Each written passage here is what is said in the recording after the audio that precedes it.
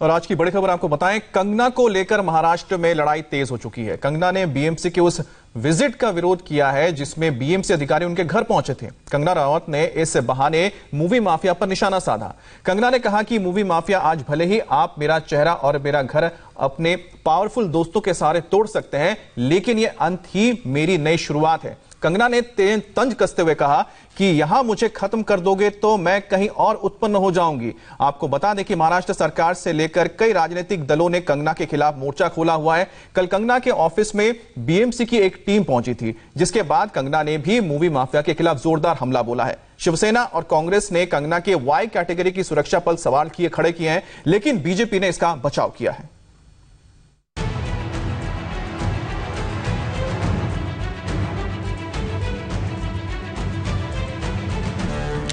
महाराष्ट्र में कंगना वर्सेस शिवसेना की लड़ाई और तेज हो गई है। इस लड़ाई में एक तरफ कंगना रनौत हैं, तो दूसरी ओर शिवसेना और महाराष्ट्र सरकार। शिवसेना इस मामले को आसानी से छोड़ने के मूड में नहीं है। यही वजह है कि कंगना की आवाज को दबाने के लिए बीएमसी भी मैदान में है। बीएमसी की एक टीम पाली हिल इलाके में कंगना रनौत के ऑफिस पहुंची और दफ्तर के सारे कागजात चेक किए। दरअसल कंगना का घर भी यही है। यहीं से वो अपना प्रोडक्शन हाउस भी चलाती हैं, यानी इसे ऑफिस के तौर पर यूज भी करती हैं। अपने ऑफिस में बीएमसी के कदम पड़ते ही कंगना ने बैक टू बैक ट्वीट किए। इस ट्वीट में बीएमसी के कदम के बारे में लिखा और वीडियो भी शेयर किया है। अब उन्होंने इस मामले में मूवी माफिया को निशाना बनाया और कहा कि मेरा अंत ही मेरी शुरुआत है। मूवी माफिया, आज भले ही आप मेरा चेहरा और मेरा घर अपने पावरफुल दोस्तों के सहारे तोड़ सकते हो। ये आप लोगों को क्षणिक खुशी दे सकता है, लेकिन अगर आप समझदार होंगे तो आप जानते होंगे कि मेरा अंत ही मेरी शुरुआत है। आप मुझे यहाँ खत्म कर दोगे तो मैं कहीं और उत्पन्न हो जाऊंगी। यकीन मानिए, इससे आप लोगों को और भी ज्यादा दर्द होगा। कंगना रनौत ने अपने ट्वीट में बीएमसी अधिकारियों पर जानबूझकर परेशान करने का आरोप लगाया और ये भी दावा किया है कि बीएमसी के अधिकारी उनकी प्रॉपर्टी तोड़ने आएंगे। बीएमसी ने भी इस मामले में अपना पक्ष रखा है। बीएमसी ने कहा है कि कंगना रनौत के ऑफिस की जगह की शिकायत बीएमसी के असिस्टेंट कमिश्नर को मिली है। जिस जगह कंगना का ऑफिस है वो रेजिडेंशियल बिल्डिंग का प्रेमिसेस है। रेजिडेंशियल इलाके में कमर्शियल एक्टिविटी नहीं की जा सकती। इसका मुआयना करने बीएमसी के अधिकारी गए थे। 2 दिन में ये अफसर अपनी रिपोर्ट बीएमसी को सौंपेंगे, जिसके बाद कंगना के दफ्तर को लेकर कोई बड़ा फैसला होगा। खास बात यह है कि तब तक कंगना भी मुंबई पहुंच जाएंगी। दरअसल कंगना ने शिवसेना की धमकी के बाद 9 सितंबर को मुंबई पहुंचने का खुला ऐलान किया है। हालात को देखते हुए कंगना ने सुरक्षा की मांग की थी, जिसके बाद केंद्र सरकार ने कंगना को वाई कैटेगरी की सुरक्षा दे दी है। वाई कैटेगरी की सिक्योरिटी केंद्र सरकार की तरफ से मिलने वाली 4th लेवल की सुरक्षा होती है। पहले नंबर पर एसपीजी, उसके बाद Z+, उसके बाद Z कैटेगरी की सिक्योरिटी होती है।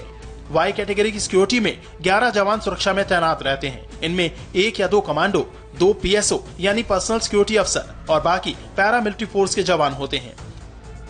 कंगना ने इस सुरक्षा के लिए केंद्रीय गृह मंत्री अमित शाह का आभार जताया है, लेकिन शिवसेना को यह सुरक्षा दस्ता रास नहीं आ रहा। महाराष्ट्र के गृह मंत्री अनिल देशमुख ने इस पर सवाल खड़े किए हैं। अनिल देशमुख के ही सुर में कांग्रेस ने भी सुर मिलाया है। हालांकि बीजेपी ने शिवसेना नेताओं के बयान पर ऐतराज जताया है और साफ कहा है कि संवैधानिक पद पर बैठे लोग धमकी दे रहे हैं।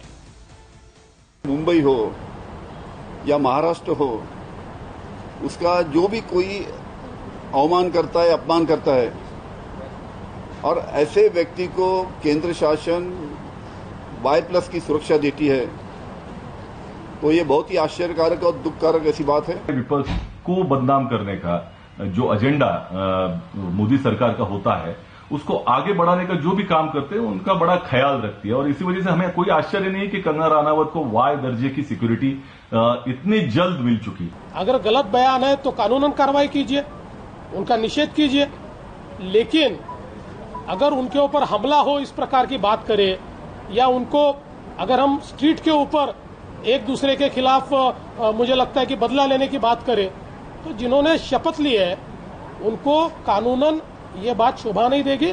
कानूनन जो जिम्मेदारी दी है संविधान की शपथ के बाद, वो जिम्मेदारी को निभाना पड़ेगा। मुझे लगता है केंद्र सरकार ने जो किया वो ठीक है।